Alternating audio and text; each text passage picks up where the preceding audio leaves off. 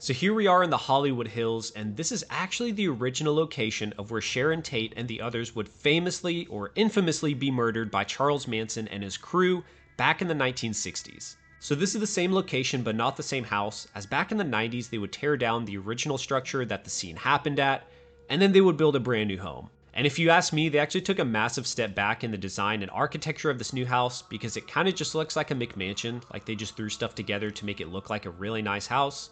But back in the 60s with the original one, it had a lot more class, it looked like an old school home, and I don't know, it was just more my vibe. And if you don't know the general story, Charles Manson and his crew would come to this house where Sharon Tate and 4 or 5 other people were staying, and they would be brutally murdered in the house. And the crime scene was notoriously shocking, as there were messages written in the victim's blood, including pig on the front door.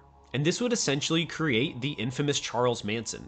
He was known before as some sort of cult figure in Los Angeles at the time, but he had never done anything like this up until this point.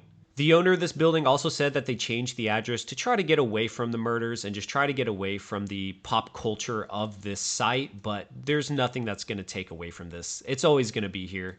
And they also made it so access to Google Street View is very difficult to see the house. Even when you're up here or down by the streets, you can't see anything just because of the elevation gain. So it looks like this is as good as it gets right here. It is a nice house, but compared to the old one, I don't think it's anywhere as nice as before.